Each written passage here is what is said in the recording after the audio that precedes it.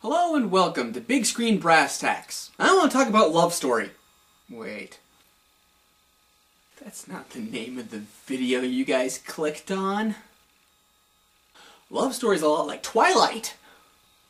Yeah, I was real fluid with all the jump cuts.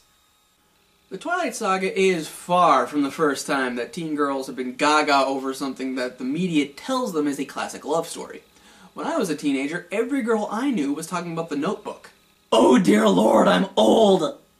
When Generation X were still teenagers, an over-the-top love story was forced on them, simply called Love Story. A lot of thought went into that title now, didn't it?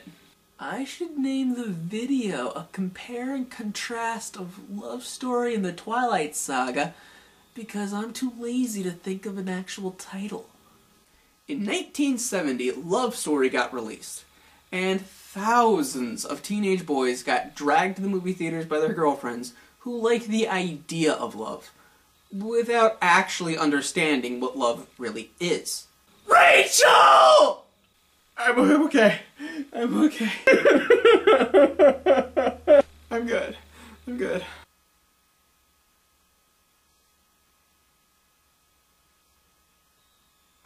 Nowadays, love stories look back on with, wow, that was dumb. But it's remembered fondly with nostalgia, and they laugh at how over-the-top the movie actually is. I think the same thing's going to happen to Twilight. Why do I think this? Let me see the script. Well, both stories have a lot in common. Before I continue, I would like to stress that I'm going off of the movies because I have not read Love Story or any of the Twilight books, because I focus on films. I am also a man and have no desire to read those things, and, well, I'm also lazy. Love Story and the Twilight Saga are similar because both have main characters. Yeah, real insightful. The basic plotline of both films are very similar. Spoilers! Love Story's plot is Oliver meets Jenny, they fall in love, get married, then she dies. The main story of the Twilight Saga is basically the same thing. Bella meets Edward, they fall in love, get married, then she dies. And then they have a kid. Yeah, she has a lot less serious case of the death. So both basic plot lines are similar. But both loves also have dramatically convenient obstacles they have to overcome. In Love Story, Oliver's a multi-millionaire! Oh, huge obstacle! Okay, to be fair, the millions are his father's, not his. And he does get cut off. The only thing Oliver actually has in his possession is a fancy imported car, a private boat, and a law degree from Harvard. Oh, huge obstacle! Love Story pretends there are problems, but in reality they don't have anything to actually complain about. Twilight does the exact same thing. Bella complains about nothing of any substance. Now, seeing that she's a teenager, you could make the argument that it's more believable that she complained about nothing. However, on Bella's first day at her new school, all the guys flirt with her and all the girls go out of their way to include her. What planet is this high school on? The complaints are nothing of substance. Despite having lots of new friends at her new school, Bella complains that no one understands her. And I have to give Twilight credit here. This is something teenagers do.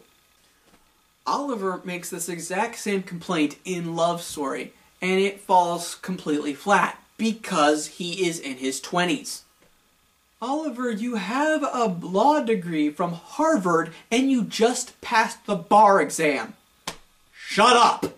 Another point of similarity is the two main characters and their selfish love. That's right, teenage girls, I said it. Bella is selfish. Don't click off. Let me clarify. Oliver loves Jenny, and Jenny loves Oliver. Likewise, Bella loves Edward, and Edward loves her. But Jenny and Edward love their respective partners more than Oliver and Bella return that love. Rachel! Jenny clearly loves Oliver, to the point that she gives up her dreams and her scholarship in Paris to be with him. Likewise, Edward loves Bella to the point that he leaves to try to save her from a life of undead and damnation. Are we given an indication that their love is actually fully returned? How do we know Oliver loves Jenny? He cries when she dies. He never thinks about what their love means to her. That's not love. He is selfish.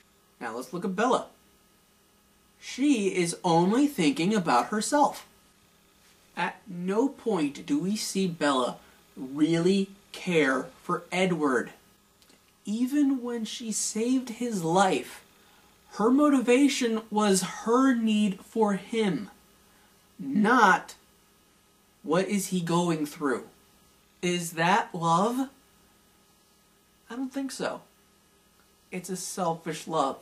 To give the filmmakers credit, Bella is believable as a teenager. But that's kind of the problem.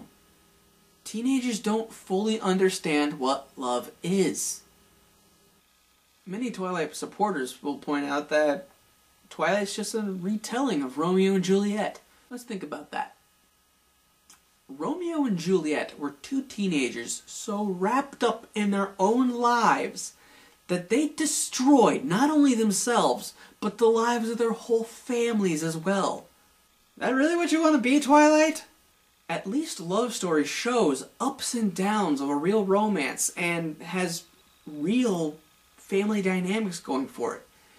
And the couple just has basic, real problems. It's over the top! But at least it comes off as an actual family dynamic and has real problems. Like at the beginning. Jenny wants to talk about their relationship. Oliver is focused on the hockey game. I understand this problem.